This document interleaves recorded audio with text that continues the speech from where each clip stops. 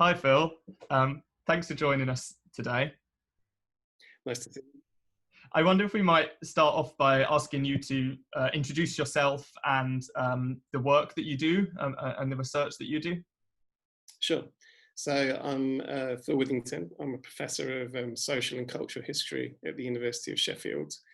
And I guess my work falls into three broad areas as it's developed over time since I did my PhD in the 90s.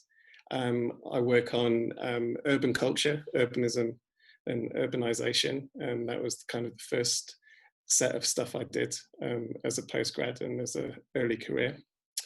I'm interested, secondly, in language and practices and culture, which is a way of talking about texts and action, social action as well, I guess, or ideas and everyday life and how they intersect and gave meaning to people in the past. And then thirdly, and I suppose most predominantly at the moment, I'm interested in the history of intoxicants and the history of intoxication in the early modern period in particular, but also as a more general phenomenon. We definitely want to hear more about the Intoxicants and Intoxicating Spaces projects. I wonder if we might start off for people who perhaps aren't familiar with the different kind of approaches to history, whether you want to say a little bit more about the way that you work in, I guess, social history would be one term for maybe what you work in, and that kind of question of urbanization and what that means. Sure. Well, so I was trained in social history. I was very lucky to work with Keith Wrightson at Cambridge, who was a great supervisor, and there was also a very active and dynamic bunch of postgrads with him at the time. So I really benefited from that. And I guess at that stage, I was always interested in the cultural aspects of the social, if you like, because I suppose a previous generation had concentrated quite a lot on social structures and economic structures and trying to work out often through modern modeling and modern theories how societies functioned and how people behaved and so on. And I found that I was very interested in actually trying to not necessarily privilege kind of modern theories or ideas of structure, but try and work out what contemporaries might have been thinking and how they might have understood the societies they lived in, and using that as a framework to understand behavior and you know, why people do things.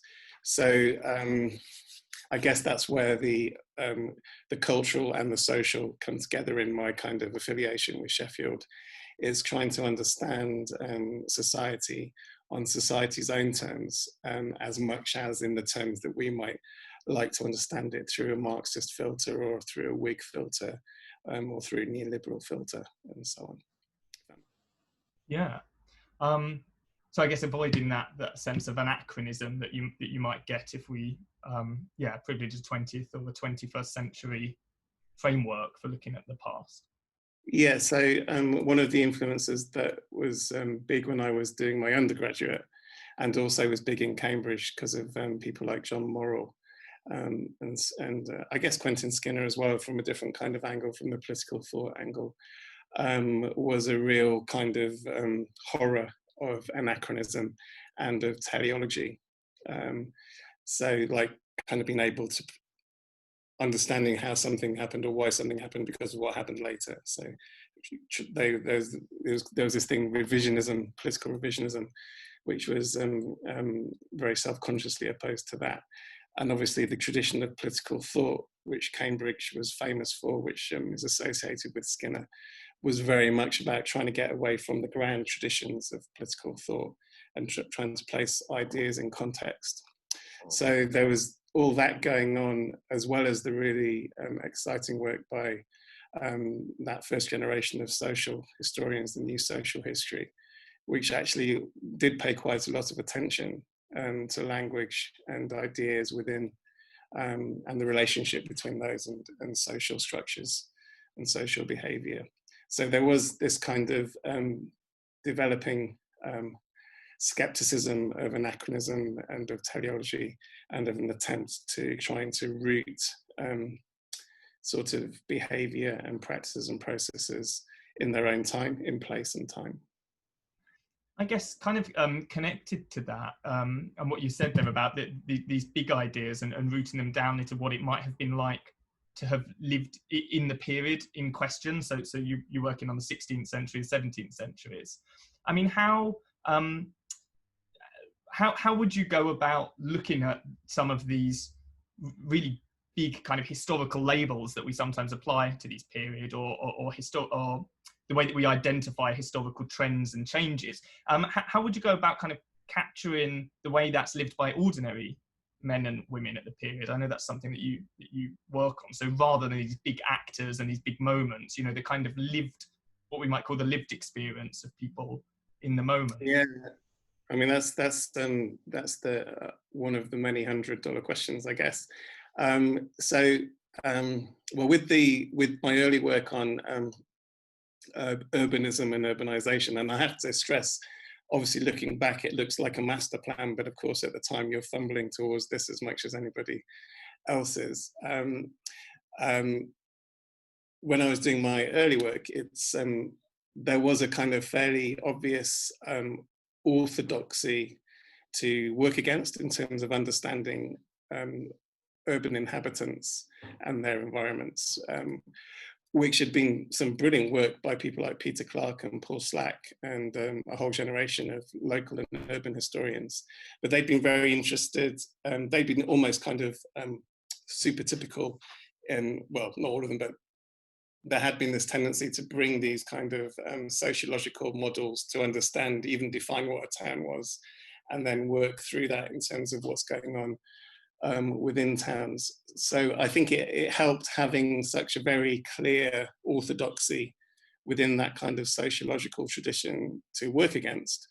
And then I suppose what you start to do, you start to take the institutions and the words, the language of the people you're studying seriously, because they were often kind of dismissed as, say, guilds and corporations were dismissed as superstructures or antiquated because of people knew what was coming. The industrial town was coming a few hundred years down the road. But you start to take those seriously, the institutions in which people are operating and doing stuff. You look at how they're describing themselves and others. Often it's very difficult to get their own words, although there are kinds of records you can start to do that. You start to think about things they might have been reading, because this is obviously the era of not the print revolution necessarily, but a kind of explosion in different kinds of printed genre and so on, and a massive expansion in the reading skills, if not writing skills, of the populace at large. So you start to try and construct or reconstruct the ways in which people would have made sense of the world for themselves in relationship to where they're kind of living and acting. So it's that kind of process. A lot of it was actually just taking the words of people seriously, rather than as a kind of cloak to something kind of more structurally significant beneath. So I mean, that kind of question of how do you capture or understand the sense of a community from the past, I suppose that, and particularly the way that people socialize within it and engage with each other through different types of institutions, some of them new and developing, some of them, you know, long standing. Is that's something that I guess is at the center of two of the very big projects that you've been involved with, to do with Intoxicants and Intoxicating Spaces. And I wondered if you'd like to say a little bit more about them, about what the projects are doing and what that means. Yeah, no. I suppose, well, before I do that, I suppose I should clarify that there was a kind of a link between the urban into the intoxication. One of the kind of institutions and the kind of institutional identities that I took seriously as in pursuit of this urbanism was the citizenship idea, the corporate citizenship, which had a set of kind of normative ideals based around civility and honesty and respectability and so on, which you would associate with citizens, but which also involved an awful lot of alcohol and subsequently smoking and so on, as part of a kind of general emphasis on collectivism and sociability for these kind of mostly middling sorts of people. And so it was kind of, whilst thinking about that the actual significance of the lubricants, of the intoxicants, the commodities that kind of were facilitating this particular kind of sociability and social interactions became kind of quite appealing as a bigger subject within itself, not simply located within the urban culture milieu.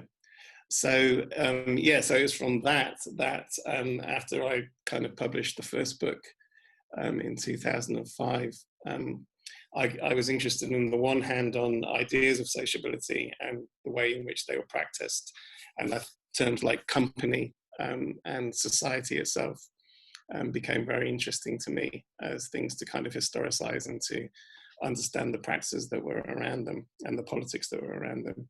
And at the same time, there was this the issue of the lubricants of that kind of sociability and that company, which was the intoxicants themselves.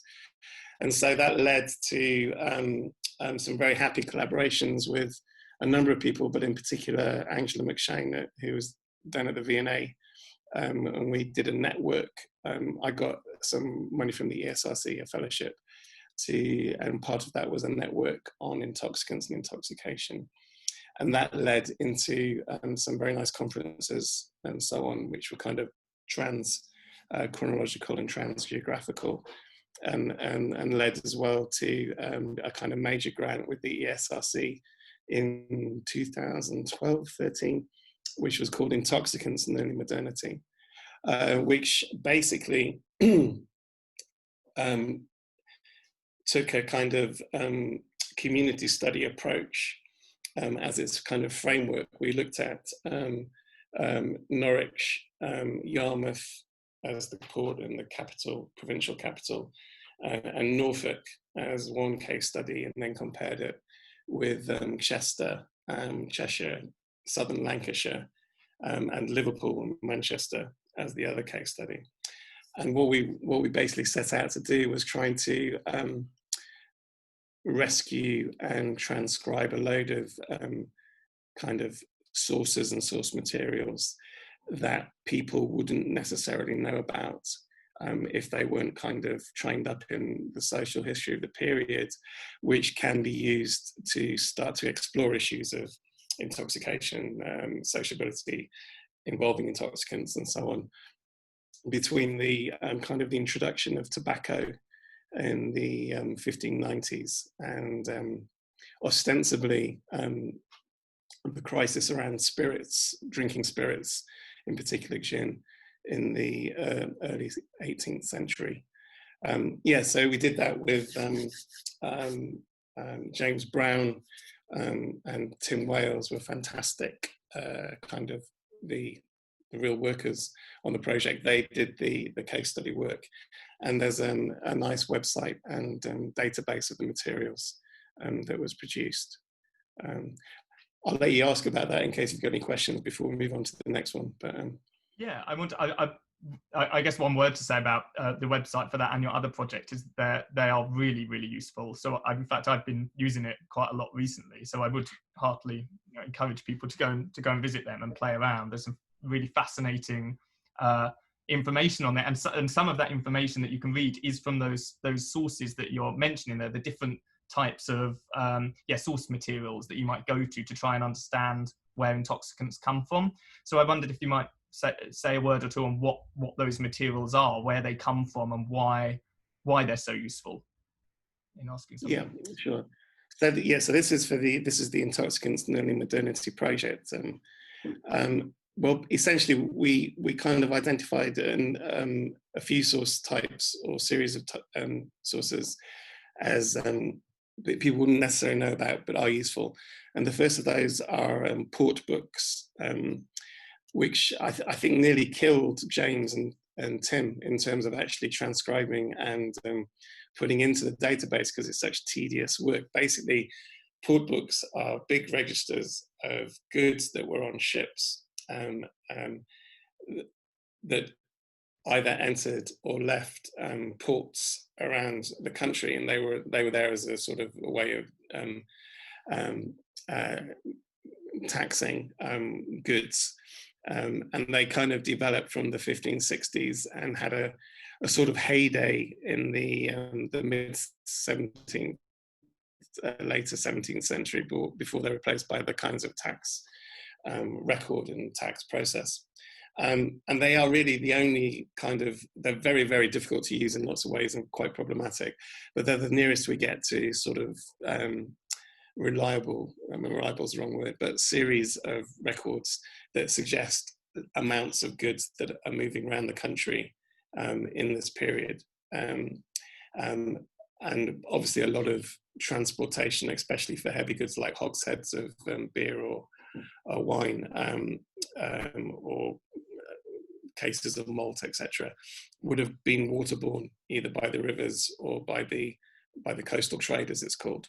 So what you have is the coastal trade being recorded intermittently, and the overseas trade being recorded as well.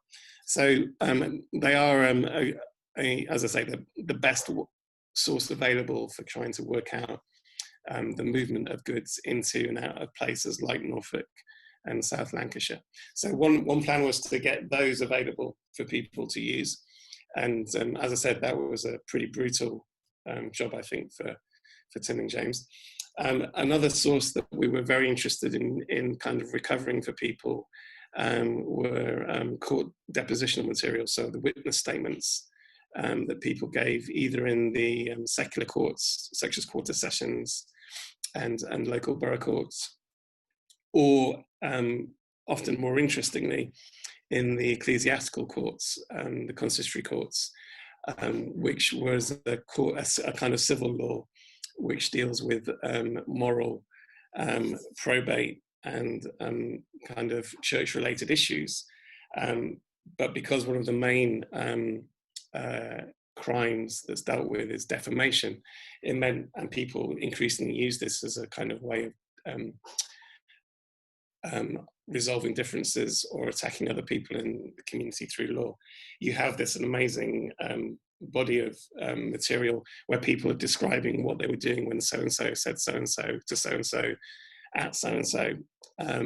Loads of extra material which almost amounts to a kind of, the nearest you're going to get to a kind of historical ethnography, with all the qualifications that would imply in terms of the mediation of the lawyers and the court and so on. But amazing stuff. So we wanted to get that there. That was much more fun for Tim and James to work through, I think, and that's there as well. And then we wanted to get some of the contextual information in terms of the people who might have been appearing in the court records or in the port books, but also who were actually holding licenses and petitioning in relationship to intoxicants within local communities.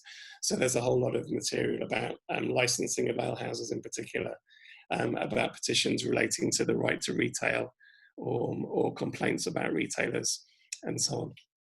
So these three kinds of sources that, you know, people wouldn't necessarily know about. It's not like going to a library and flicking through a book, which we hoped would help other researchers, would help people just with an interest in the subject, but also help students and teachers when they're kind of trying to work with this material, these subjects.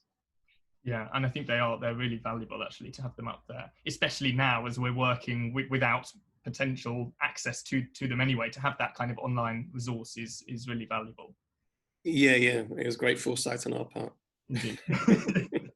I mean, you sort of talked there about I guess internal trade migration and movement around England. but the new project, the current project that you're working on, Intoxicating Spaces, looks both at England in this period, but also at case studies around Europe.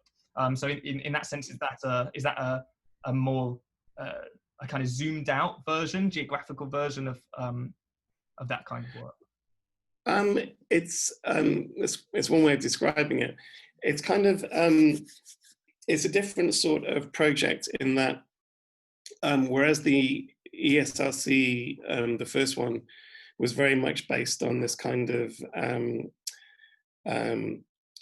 hard archival work to recover materials that can give you a bit of detail and granularity in terms of understanding particular societies, like local societies and their place within the wider society. The new project, Intoxicating Spaces, I say new, it's been going for a year now, is kind of, I suppose it was conceived in a kind of broader comparative spirit.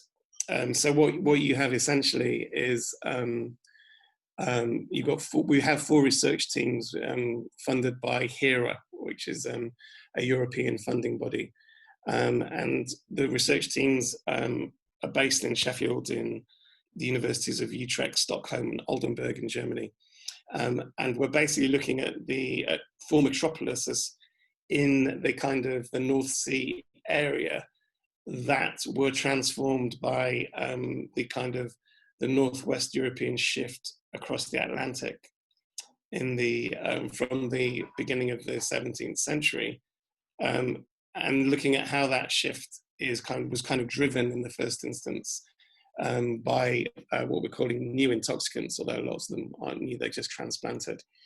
So tobacco, sugar, coffee, opiates, although they don't fall into the kind of the Atlantic paradigm, but they're still kind of, they become refamiliarized in the 17th century in Northwestern Europe. It's an ancient intoxicant, but it's kind of esoteric until it becomes more popularized. And spirits as well, distilled spirits. And what we're looking at essentially is the development of trade routes into the metropolises of London, Amsterdam, Stockholm, and Hamburg, and the impact of those intoxicants on public and private space within those urban environments, including how those urban environments then reach out to their hinterlands as well, their national or regional hinterlands. So it's much less intense in terms of the archival depth that the first project went into, but it does benefit from this very broad canvas, which is still coherent because of the regionality of the Baltic and the North Sea, and it's producing really fascinating questions and issues so far. I think it's really exciting to be able to look at those kind of cross-European connections between urban spaces that aren't always necessarily drawn, especially, there are some comparisons that are often made in our period, so London and Paris, for instance, but to draw together the kind of web of cities that you're looking at there is, I think it can give us quite a rich field of the wider sense of European community. But then on top of that, I suppose, as you say, with the Atlantic trade, there's a much wider global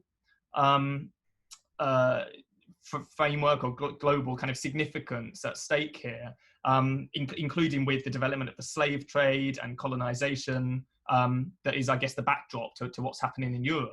And is that something that the project's exploring in that regard? Yeah, it is. It's kind of it was more open-ended in terms of its research aims than the ESRC project, and it has a large what is unfortunately called impact dynamic, but it's about kind of knowledge creation and exchange with different constituencies. So we're working with national museums, and we're working with schools from each of the 4 countries as well to kind of discuss the materials that we're finding and sharing. But that means that the research questions have stayed quite open within that framework of a concern for space and movement across space. And it means that we've actually been very responsive and been encouraged to be responsive actually by HERA to first of all COVID and now Black Lives Matter, and the whole kind of slavery issue. So these kind of like global catastrophes that are currently taking place have actually been quite interesting for the project. Apart from the fact we haven't been able to get to archives and libraries and so on, but it has given a particular set of questions of priority within the kind of more general stuff we're doing. So issues of plague and the movement of plague and the effects of plague on and their intersections with intoxicants and public and private spaces have been one big concern in the last few months. The issue of slavery and modes of production and transport more generally is another thing that's been bubbling away as a backdrop, as you say, to what's going on within the European cities. So it's developed as an unexpected relevance actually in terms of what's happening at the moment. I think that I guess there's something quite nice about the fact that, you know, when if a project is run and funded in that way, that as the questions can kind of develop and inform the research in kind of mutually productive ways. I mean, I wonder one kind of umbrella question about this question of the term intoxicants and what that's doing. You're looking at, I guess, a reasonably large time span between, you know, the 1500s and the 1700s.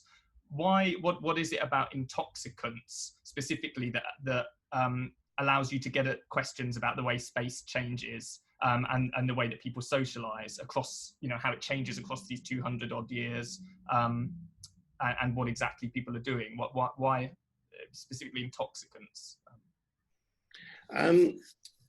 That's a very good question. I know you sort of touched on it, but yeah. Yes, so with the HERA project with Intoxicating Spaces, it's actually kind of 17th through to 19th century. So we go through from 1600 to about 1850. The book I'm writing is much more that time period that you just described back in England. I think, well, I suppose what we're doing with intoxicants, we're doing a few things. There was, on the one hand, there's the issue of going back to what we were talking about earlier of sociability, whether legal or illicit, normative or subversive, and the kinds of things that facilitate it, the material things that facilitate it. And intoxicants, as we're describing them, tend to be those things, either with other things, other intoxicants, other kinds of foodstuffs, or on their own. Then there was the issue of ontology more generally, in that I was very frustrated a decade ago that you know, people studied a commodity and they didn't think of their commodity in relation to other commodities. But if you actually thought of it in terms of the shared similarities of commodities, then you get a much greater sense of the significance and impact of those types of commodities within a society and economy and so on. So there was kind of using the again, going back to what we were saying, the self-descriptors of people at the time, but also kind of descriptors that have been vindicated by kind of modern neurological approaches to addiction and so on. It was clear that these commodities, that we call intoxicants, did have a familiarity and were understood in relationship to each other. And also there was benefits to be gained from looking at them in social action and in economic practice and so on together. So that was always a concern, I think. and then because of the ways in which they were used and the kinds of interactions that they lubricate and so on, it's just very clear that, and because in the case of the Intoxicating Spaces project, what we're looking at is new stuff coming in and kind of intersecting with traditional behaviors, but also developing new behaviors and kind of associations that they might bring from their colonial or Near Eastern or American kind of contexts. You have this really kind of fascinating process of spatial appropriation, reproduction, new production, and lots of politics over and conflicts over what can be done and what can't be done with these substances, which just makes for really interesting comparisons when you start doing it in different cities. It becomes, it's a bit, you know, there's lots, it becomes a bit mind-blowing in some ways. And then at the same time, you have these fantastic, and this goes back to what we were talking about earlier. I think it always helps when you're trying to look at new stuff, is to have very established and very good orthodoxies to work with and against.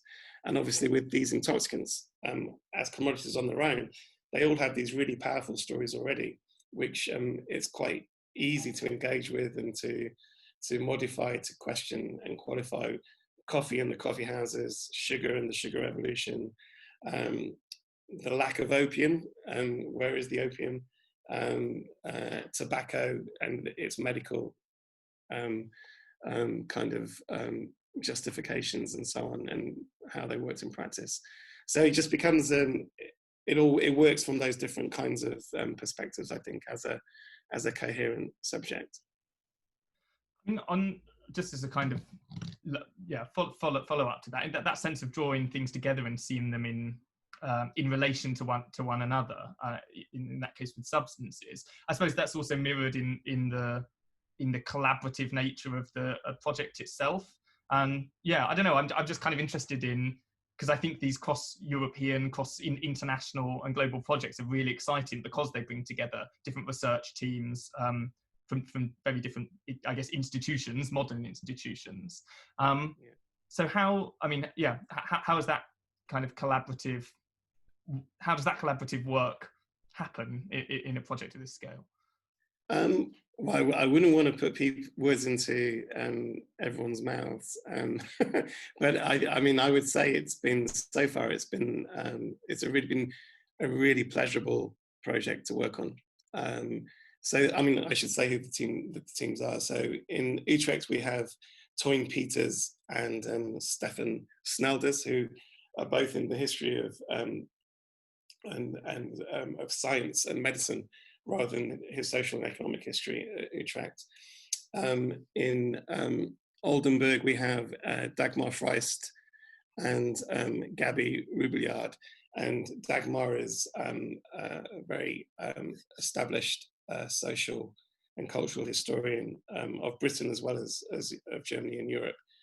And they've got a very interesting set of relationships with social scientists there into social practice theory and praxeology, which is one of the methodologies which is informing our approach and how to bring, as you say, all these different sets of stuff together into a kind of analytical framework.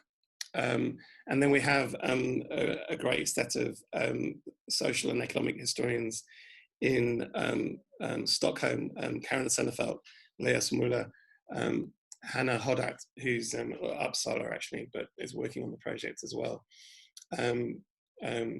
Again, bringing fantastic skills and insights to not just to Stockholm, but to the project as a whole.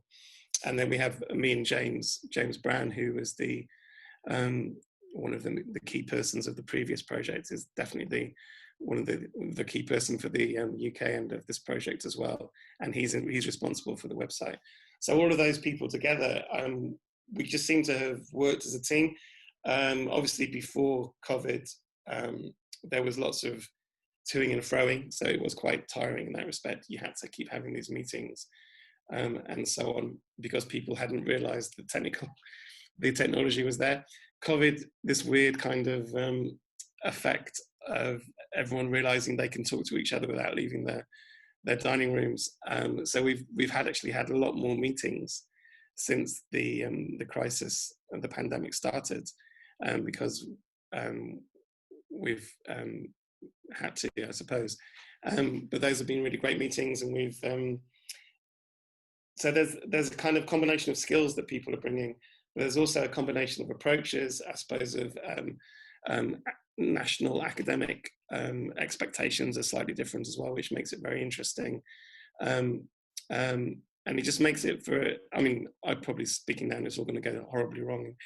I've cursed it, but at the moment it's been fascinating and very rewarding as a project, I have to say.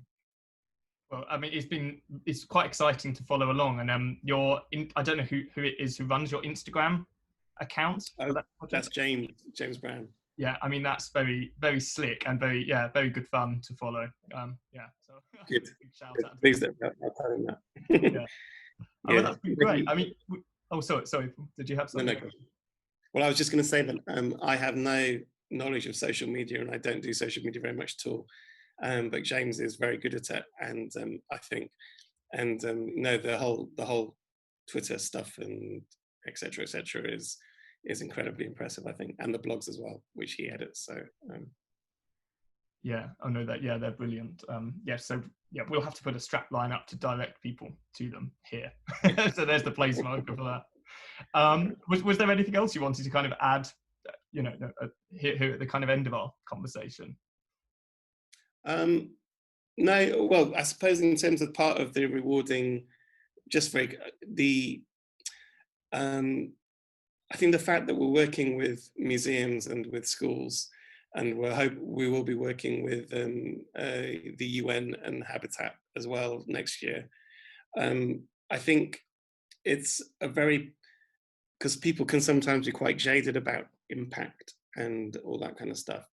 But I think when you are involved in kind of knowledge sharing and creation in a kind of meaningful way, it is a great way to do history. And that's probably it. I mean, it's the logistics of we're having a big international schools conference in October, which was supposed to be in Amsterdam, where kids from the 4 different cities or the 4 different countries come together to talk about projects they've been doing with the materials that they've been finding in terms of the framework of new intoxicants and intoxicating spaces. Obviously, that's had to now be shifted to an online conference, and the mechanics of that have been very tricky, and also trying to work out whether we will be able to have a subsequent meeting of the nations for them, you know, what if COVID eases off and stuff like that, or a virus vaccine emerges.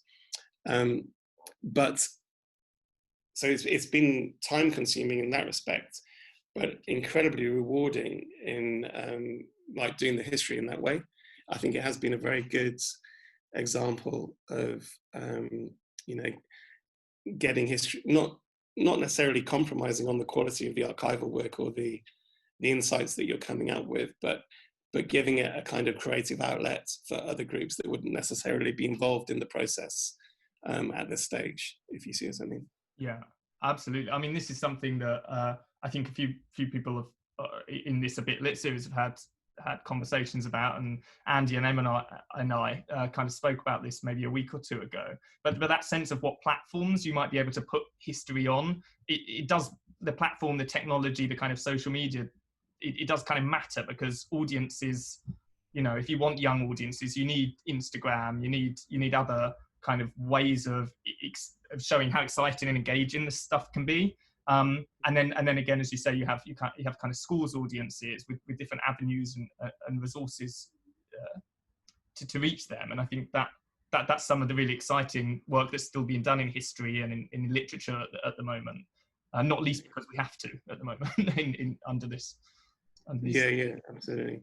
And of course, you know, I mean, history is always important, but there are times when historical issues become more pronounced or immediate or urgent in the popular culture more generally, and this is one of those moments. So, you know, it's really important, I think, that the good history not in terms of what it's necessarily concluding, but in the way that it's conducted, is actually taken and shown to different groups, especially young groups. I think that's kind of almost, I don't want to get melodramatic about it, it's almost a kind of civic duty in that respect in some ways now, I think. So yeah. Well, that's a really great note to end on, I think, to kind of invite people into this material and to take ownership of this history and this research, and to engage with it. Well, thank you so much for coming and speaking today about all of this. Okay. Absolute pleasure. Thank you for asking me. I look forward to seeing and hearing and reading more about the project as it develops. Thank you so much. Cheers.